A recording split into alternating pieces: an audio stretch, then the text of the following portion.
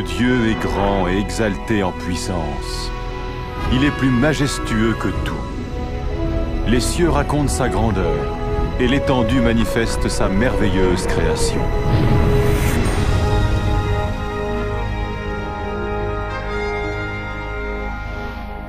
Jour après jour, ils ne cessent de parler, et chaque nuit, ils le font connaître.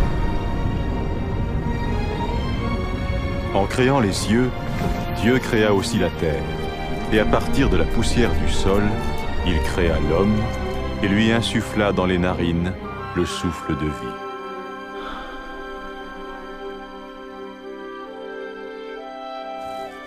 Le Dieu d'amour créa l'homme et la femme à sa ressemblance, pour qu'ils soient en relation avec lui. Ainsi, au commencement, il révérait et honorait Dieu, et il vivait en harmonie avec lui.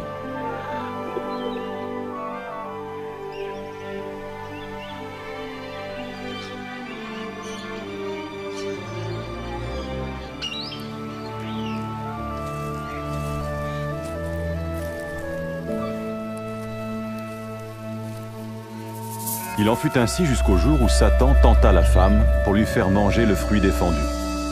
Elle le donna à l'homme qui en mangea aussi. Ce faisant, l'être humain se rebella contre Dieu et suivit son propre chemin.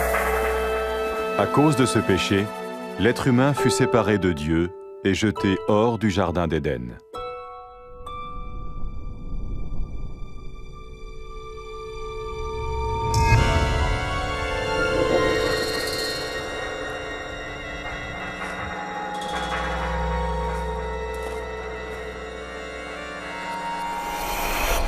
Mais Dieu aimait toujours l'être humain. Il n'avait jamais souhaité être séparé de sa création.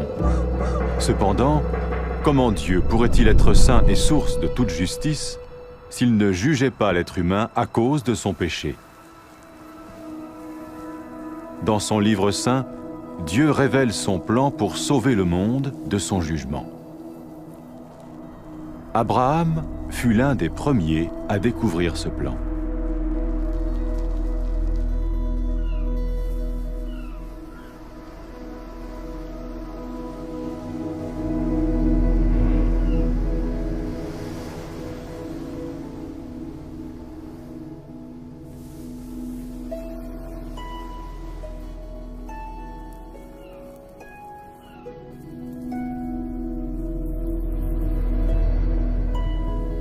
Abraham était un homme juste. Dieu lui fit la promesse de le bénir et de rendre ses descendants aussi nombreux que le sable de la mer et que les étoiles du ciel.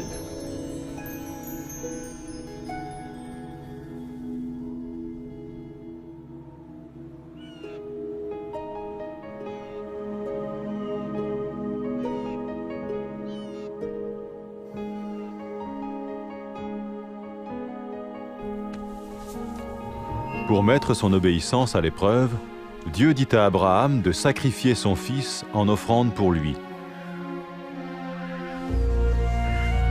Abraham fit confiance à Dieu et chercha à lui obéir.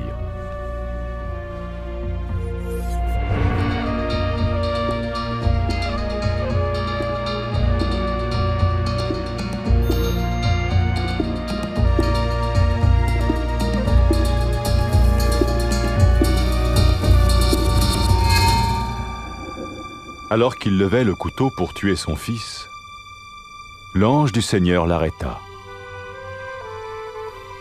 Il vit qu'Abraham craignait Dieu et voulait lui obéir.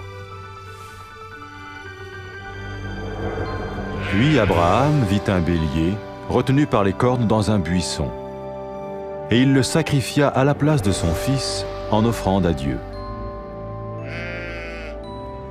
Par ce moyen, Dieu montra à Abraham qu'un agneau ou un animal similaire devait être tué pour couvrir pour un temps le péché, jusqu'à ce que Dieu pourvoie au sacrifice ultime qui paierait pour les péchés de l'humanité.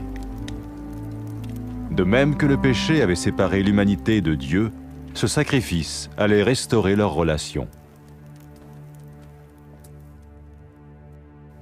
Les Saintes Écritures parlent de celui qui allait venir pour être le sacrifice ultime pour les péchés du monde. Tout comme le bélier avait pris la place du fils d'Abraham, ainsi il allait prendre la place de l'homme pour que celui-ci puisse être pardonné. Certains parlent de cette personne comme du Messie, celui qui viendrait pour réconcilier une fois pour toutes le monde avec Dieu.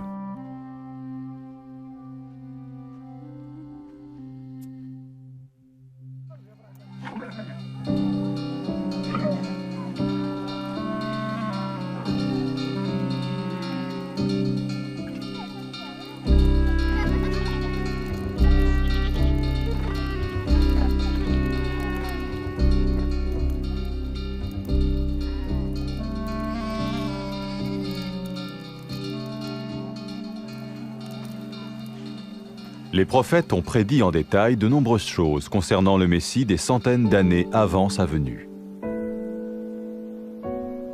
Le prophète Ésaïe a prédit qu'il naîtrait de façon miraculeuse. Une vierge attendrait un enfant qu'on appellerait le Fils de Dieu.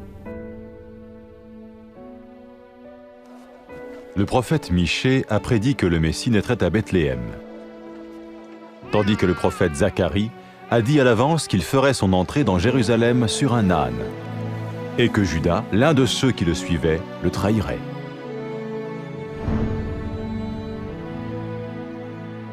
Ésaïe a prophétisé ce que le Messie ferait lors de sa venue.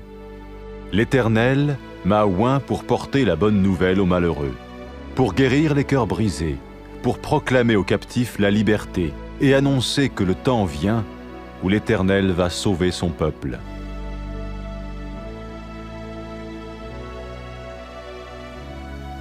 Qui était donc le Messie?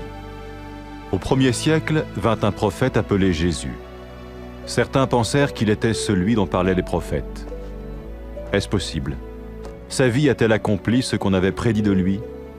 Jésus était-il plus qu'un prophète? Ce qui suit est son histoire basée sur des témoignages oculaires rapportés dans les Saintes Écritures.